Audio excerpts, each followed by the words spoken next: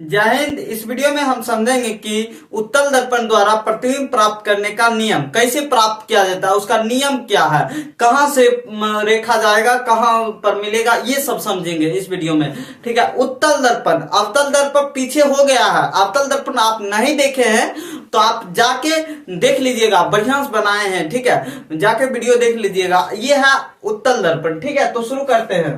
देखिए देखिए लिखा भी है उत्तल दर्पण नंबर 1। देखिए ये कौन सा दर्पण है? उत्तल दर्पण। अब इधर क्या है? ये पोल है, ये फोकस और ये वक्रता केंद्र। अब बोला कि जब ये प्रधान अक्ष के समांतर रेखा तो फोकस से आती हुई मालूम पड़ती है। देखिए यहां ये भी एक इधर भी रेखा है, इधर से समांतर गई। ठीक है, इधर टकराकर ऐसे हो गया, रियल नहीं है। और यहां पर आती हुई, फोकस पर आती हुई मालूम पड़ती है। फोकस पर जब ये उत्तल दर्पण के प्रधान अक्ष के समांतर आपतित किरण, कौन सा किरण? आपतित किरण समांतर आती है तो फोकस से आती हुई मालूम पड़ती है, रियल में नहीं, मालूम पड़ती है। क्योंकि दर्पण के पीछे बन रहा है तो मालूम ही पड़ेगा, असली में दहेज निकल गया है बेचारा। ठीक है, यहां असली में नहीं हो रहा है, ये मालूम पड़ रहा है। मालूम मतलब नकली में हो रहा है, मालूम। तो ये समझे, पहला नंबर ये हो गया उत्तल। समांतर जाएगा तो कहां से निकलेगा? उत्तल फोकस से। समांतर जाएगा तो कहां से? फोकस से। ठीक है, तो मिटाते हैं। देखिए ये है कॉन्वेक्स मिरर, ये हो गया प्रधान अक्ष, ये हो गया पोल, ये हो गया फोकस, ये हो गया सेंटर ऑफ कर्वेचर। अब देखिए बोलता है कि अब दूसरा नियम क्या कहता है? आपतित किरण अगर सेंटर ऑफ कर्वेचर की ओर आपतित किरण जाए तो उसी रास्ते से लौट जाता है, उसी रास्ते से लौट जाता है। जैसे यहां पर, यहां ये आपतित किरण, क्या है? आपतित किरण।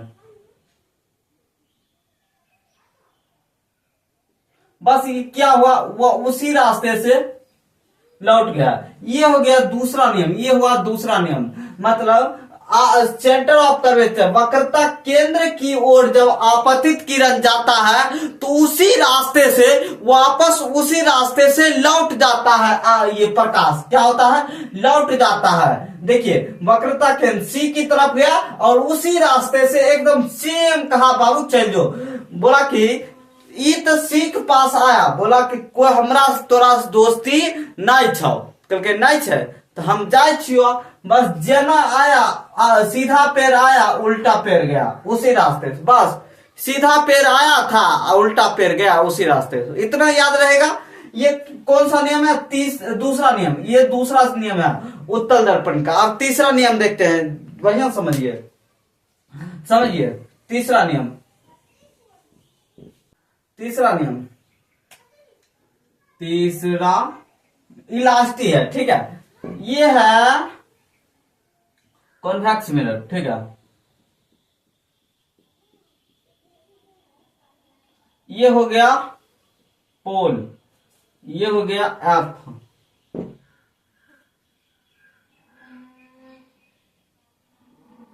ये हो गया सी। अब देखिए कहता है कि ध्रुव, ये पी है क्या है? ध्रुव है। इसको थोड़ा और लंबा कर देते हैं।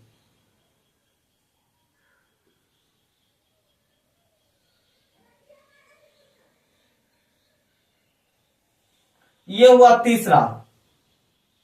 देखिए कहता है कि ये प्रधान अक्ष के परितः, मतलब ये क्या कहिएगा, अभिलंब, आपतित किरण प्रधान अक्ष के अभिलंब जितना का कोण आपतित कोण बनाता है, जितना कोण आपतित कोण बनाता है उतना ही परावर्तित कोण भी बनता है। क्या होता है? परावर्तित कोण। मानिए कि इधर आया तो ये कौन सा रेखा है? प्रधान अक्ष। प्रधान अक्ष और ये जो आपतित किरण है, मान लीजिए इसके बीच के 30 डिग्री है, तो इसके बीच भी 30 डिग्री ही होगा। ये जैसे आया वैसे गया, मतलब जितना का कोण आपतित कोण बनाएगा, आपतित किरण बनाएगा उतना ही कोण क्या बनाएगा? परावर्तित किरण। ठीक है, यहां तक क्लियर है? ये हो गया कौन सा नियम? उत्तल दर्पण का तीसरा नियम। उत्तल दर्पण का तीसरा नियम। तो यहां तक क्लियर है? अगला वीडियो में हम देखेंगे उत्तल दर्पण का प्रतिबिंब निर्माण, उत्तल दर्पण के द्वारा प्रतिबिंब का निर्माण कैसे होता है। ठीक है, तो ये तीनों आप समझे गए तो बढ़िया से इसका अभ्यास कर लीजिएगा। तो जय हिंद, जय भारत। मिलते हैं नेक्स्ट वीडियो में।